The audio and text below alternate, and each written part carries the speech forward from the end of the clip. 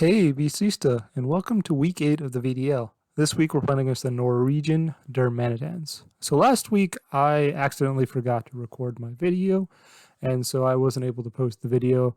I ended up losing, so now I'm at 3-4, and I'm officially out of the playoff race.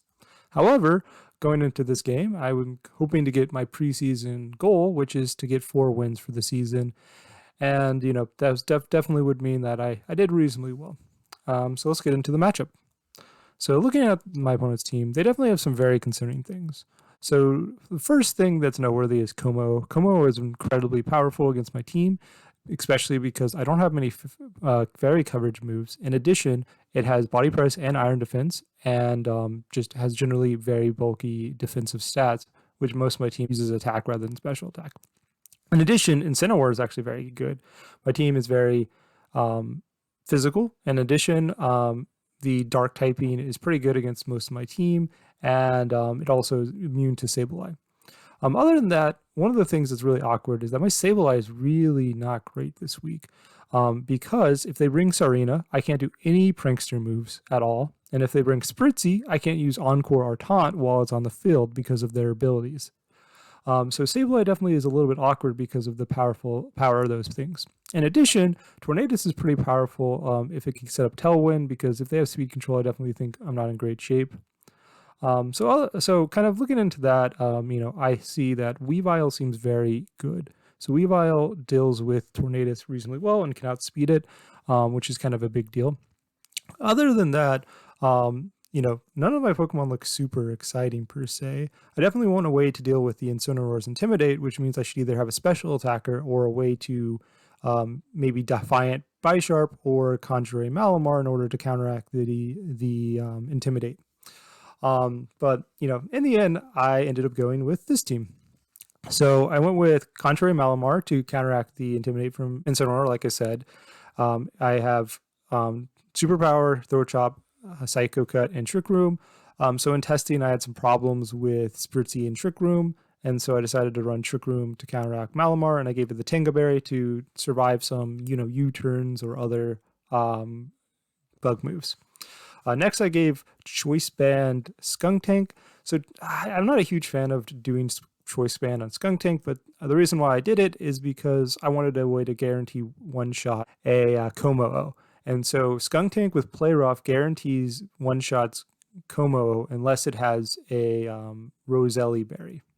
Next, we have Guzzlord. So Guzzlord is pretty good in a couple other aspects. One, it can one-shot a physically defensive Como with Draco Meteor. In addition, my opponent's team is fairly physically oriented, so Iron Defense and Body Press can be pretty good.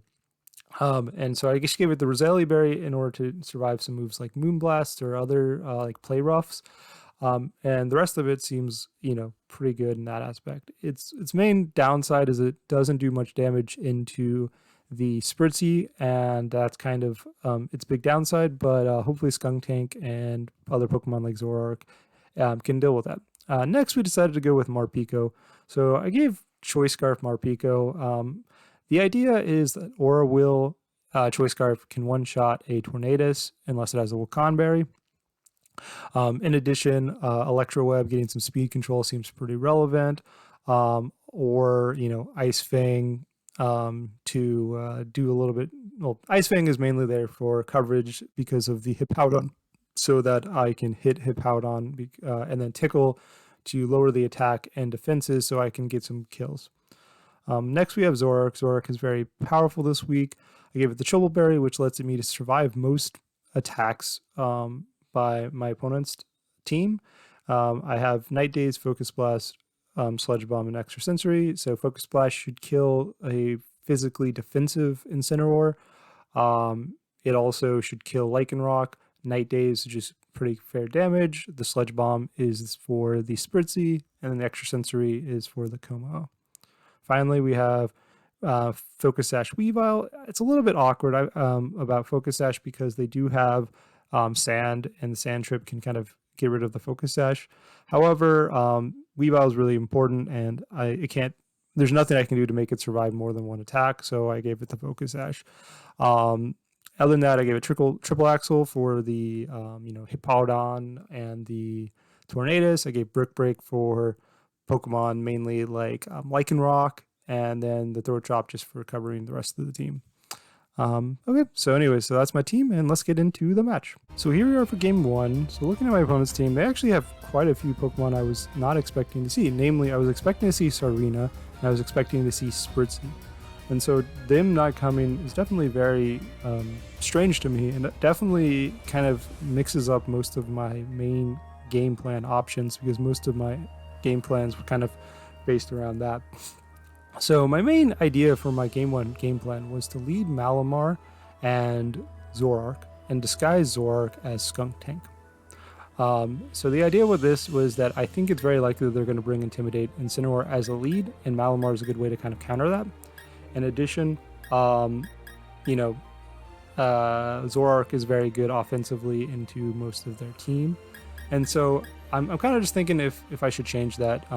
Because of the lack of Sarina and the lack of Spritzee, something like Weavile seems like a better Pokemon to bring, and so I was debating if I should leave Weavile instead of the kind of the lead I was planning on originally. But in the end, I decided to just go with the lead I had practiced the most, and let's get into the match. So my opponent leads Tornadus Incineroar, which is not the most surprising lead, and I lead the Malamar Skunk Tank. And so here, they reveal the Intimidate, which does actually literally nothing. Actually helps me a little bit because my Malamar is better offense, and my Zoroark is a special attacker. So here, I don't have much of a plan other than just superpower into the Incineroar, and going for Night Daze into the Tornadus to do some damage. I can see an argument for maybe a switch out, but I don't really think it's worth it. And so the idea is, do I want to focus blast on the Incineroar, get the Incineroar kill, or Night Daze into Tornadus, get some damage on Tornadus? I decided to just Night Daze into the Tornadus spot because I should be able to two-shot Incineroar with the Malamar. The Figure Out goes into Zoroark, which is surprising. I was expecting it to go into Malamar. And so we see that, we reveal that. They attack into my Malamar with a U-turn, revealing my berry, and they switch out into another Pokemon. This switch out is definitely really big because now Zoroark is going to outspeed anything on the field next turn, which is really helpful. And so they decided to bring out Hippowdon because it's probably the Pokemon that's most likely to be able to take an attack from Zoroark, which makes sense. And here we also are able to get our superpower off into the Incineroar, revealing that it is the Chopa Berry. So Chopa Berry is not that big of a deal. If it wasn't a Chopa Berry, if it was like a Citrus Berry, I also two-shot it. So there's no way I one-shot it, but I can always two-shot it after an Intimidate boost, even if it's Chopa Berry. So I feel like I'm in pretty good shape, and my Malamar is trained to outspeed pretty much any Incineroar. So here we just go for the superpower, which should kill Incineroar because I should outspeed it. And I'm just debating on if I should do Night Daze into Hippowdon or if I should try a different move. I decided to just do a Night Daze into the Hippowdon spot. So we get the nice Night Daze, we get a pretty good hit, and we see that it does over 50%, and so that hopefully I should be able to kill it with another Night Daze next turn. So here we kill the Incineroar, and now we're at +2 attack and +1 defense, which is really good. We're definitely doing pretty good damage now, and they high horsepower into the Malamar, and Malamar takes that very comfortably after the defense boost. So Tornadus comes back out, which is unsurprising because it's the only Pokemon that can outspeed my Zoroark, and the main option is do I want to, is basically do I want to switch out Zoroark or not? And so here I decided to just superpower into the Hippowdon and go for a Night Daze into the Tornadus. I don't think the Night Daze is going to kill, but it's a good way to play around and protect on Hippowdon like we see there. So we see the Tornadus goes for a U-turn into my Malamar. My Malamar dies, which is really sad. I was definitely hoping to live that one, but so be it. And they bring out Lycanroc, and we are able to get a Night Daze off into the Lycanroc, which does pretty good damage, a little bit under 50%, but we do get the accuracy drop, which doesn't really matter because the assumption is the Lycanroc is probably no guard. So here the main question is, do I want to bring out Weavile or Skunk Tank? The plus side of bringing out Weavile is that I can, deal some damage and outspeed both of them. Skunk Tank is just kind of a little bit bulkier. And so here, I'm a little bit concerned. The question is do I want to play around Lycanroc being Choice Scarf? And I'm a little bit concerned of that. So I decided to go for the Fake Out because I believe a Night Daze should kill the Hippowdon from this range. And so I go for, the damage to kill the Hippowdon and, the Fake Out on Lycanroc in case it is a Focus Sash. If I just Brick Break instead, I think this would probably have been a little bit more consistent, but obviously I didn't want to risk the opportunity of a Choice Scarf on the Lycanroc here. And so here we get a crit, which is, relevant, but not that big of a deal. The Night Daze goes into the Hippowdon, and we get a low row, which is really sad. And so the Hippowdon does not die. We do reveal that Lycanroc does not have Choice Scarf, and they get an attack off into Weavile, doing a lot of damage. And this is very sad for me because, I would have been able to, been in a lot better shape if I would have just Brick Breaked into Lycanroc, and if I would have just been able to get that kill with the Night Daze off of, instead of getting a low roll. So here we just, go for the kill on Lycanroc and do a Night Daze into the Hippowdon. I could see an argument for extra sensory just in case, because Night Daze is only 95% accurate. And so the main question is just which of the two do I want to do? And I decided to do extra sensory just so I don't miss, and playing around a little bit more optimal strategy, or a little bit optimal. So Lycanroc goes for a protect, and the Brick Break goes into it, and the extra sensory goes and kills the Hippowdon. And so I'm feeling pretty good. Now it's a 3v2, and Weavile should be able to threaten a one-hit KO on the Tornadoes if I'm able to hit my triple axles. In addition, I should be able to kill the Lycanroc with my Zoroark, which we know outspeeds the Zoroark. And so here, it's pretty straight, just triple axle into the Tornado spot, and Night Daze into the Lycanroc spot. And, Lycanroc's protected, so it's not. And they go for the double protect and get the double protect, which is so sad.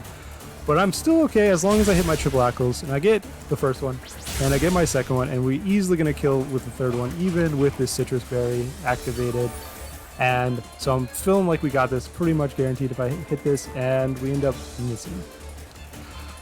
And they get the U-turn off and kill the Weavile. So definitely really sad, but I'm still in okay shape. I should be able to kill either of these with a crunch for my Choice Band Skunk Tank. And so it's definitely pretty helpful. And so from here, we just crunch into the Lycanroc, and I decided to just go for a Night Daze into the Lycanroc as well, because there's no way in which Lycanroc's going to get a triple protect, or that they're going to go for a triple protect. So they go for the U-turn, and that ends up killing the Zoroark, which is unsurprising since Zoroark is not super bulky. And they end up outspeeding with Lycanroc, which is really sad because I actually have a pretty good amount of speed investment with the Skunk Tank. However, we're in pretty good shape because the crunch ends up killing, and I believe the crunch should be able to kill the Tornadoes because it doesn't seem like it has much pull.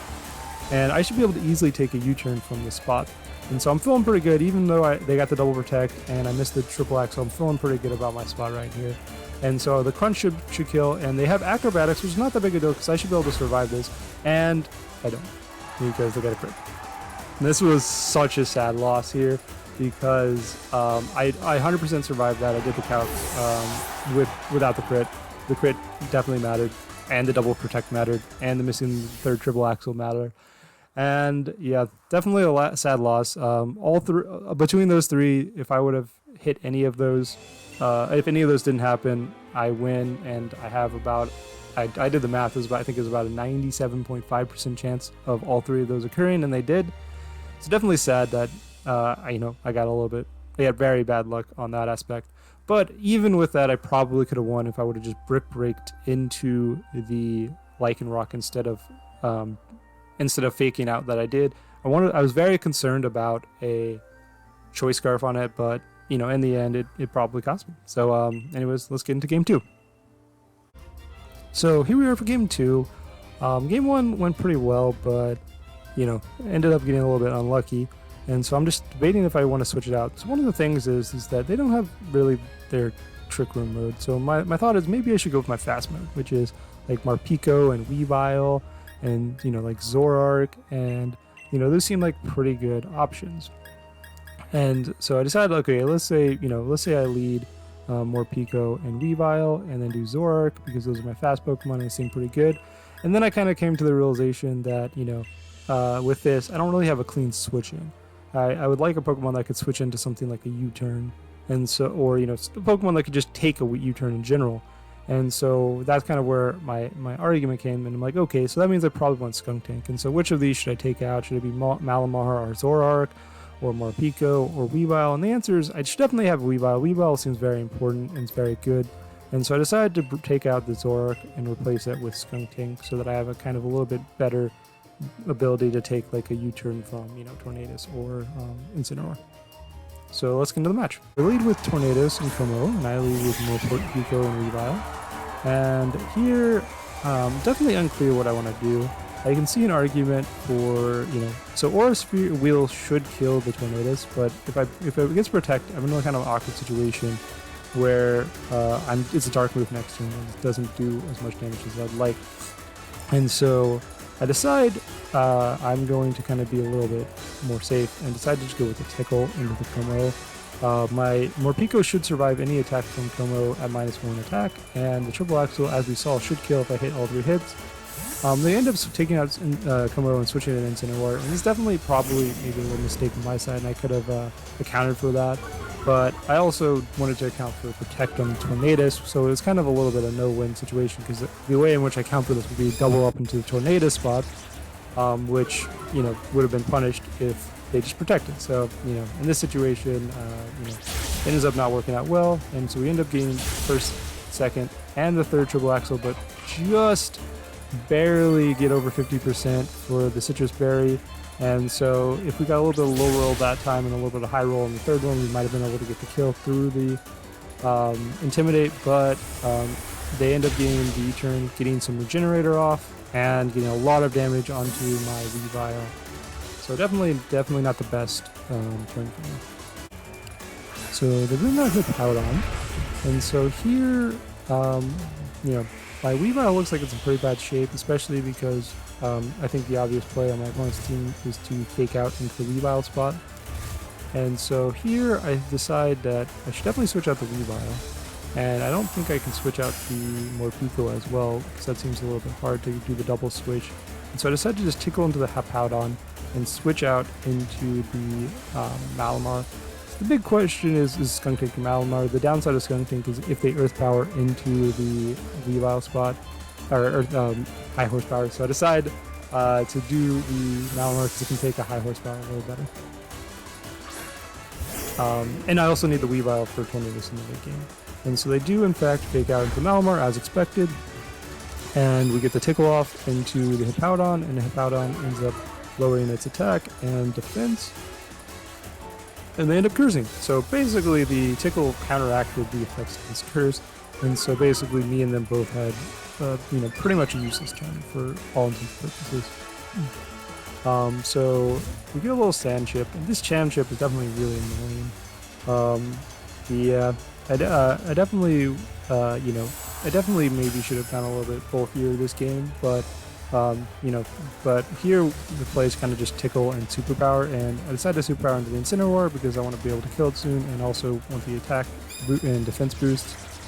So we get the Tickle into the Hippowdon, so now the Hippowdon's at -1, and both attack and defense because the curse counteracted it from the previous turn. And we get the attack into the Incineroar, getting up to +1 attack and +1 defense. And Incineroar U-turns, which is definitely a little sad. I definitely would have preferred it to not have U-turn, because not because this damage is not that big a deal, but because it breaks my berry, and now Tornadus' U-turn won't activate the berry. And so here they bring back out Tornadus, and they high horsepower into the Morpeko spot. And Morpeko survives that pretty well, but dies from the sand trip. It's definitely a little bit sad, but honestly, maybe it's honestly okay, because now I have a free switch into Weavile, and I can pressure this Tornadus very well. And so here we bring out the Weavile, and so now I have a issue where I feel like there's very likely to protect with Tornadus. And so I'm like, I can triple axle into that spot, but what if instead I just double up into the Hippowdon spot? Because it is at -1 defense, so I feel like if I hit with all my triple axles, I might be able to kill, and especially if I do the double. So I decided to triple axle and superpower into the Hippowdon, expecting to protect on the Tornadus. And so, because otherwise the Tornadus is they're kind of giving it up. So they switch out Tornadus instead of protecting, which makes me believe that there's probably a good chance they don't have protection with Tornadus, especially because they switch in an Ice Weak Pokemon. However, I double up into the Hippowdon, and they reveal Rocky Helmet, which is devastating. If they didn't have Rocky Helmet, I would still have my Weavile life, and I possibly kill it and get the attack boost and defense boost on my Malamar. It's definitely a huge downside, because not only that, the Hippowdon is still alive after this turn as well. And I also lose some HP from that as well, and take a high horsepower. So definitely a really bad turn because of the Rocky Helmet on the side of the Hippowdon. And so now, not feeling great about my spot, but I can see some ways of getting out of here. So the idea in my mind right now is that Skunking should be able to, one-shot the Como with the Play Rough. And I have some pretty good speed investment, so I should hopefully outspeed it, so I shouldn't take any damage from that. And then I can do Psycho Cut into the Hippowdon to bypass the contact, because I believe Psycho Cut is not a contact move. And so I can get take no damage and get the double KO, hopefully.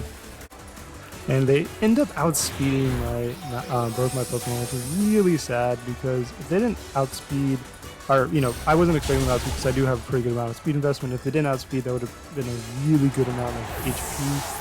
But we do get the one-shot KO with the Play Rough, and the Psycho Cut ends up going in and killing the Hippowdon, and I take no damage from the Rocky Helmet because it's not a contact move. And then the Sand goes, so I don't have any more chip.